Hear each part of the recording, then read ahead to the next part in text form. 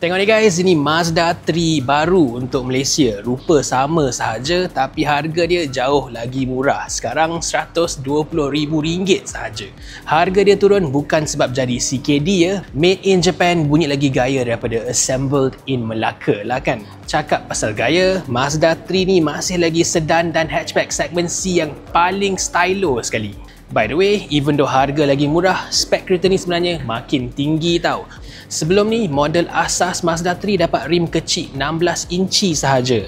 Sekarang, model yang paling murah pun dapat rim besar 18 inci dengan tayar premium Bridgestone Turanza lagi. Dekat dalam pun tengoklah, tak nampak macam model murah langsung. Dia ada dashboard dengan kerusi merah macam ni yang dulu kena bayar ekstra mahal untuk dapat. Of course, kalau tak nak merah, interior hitam pun ada juga. Dan bab quality, serius lah, Mazda ni rasa jauh lagi premium daripada Honda dengan Toyota.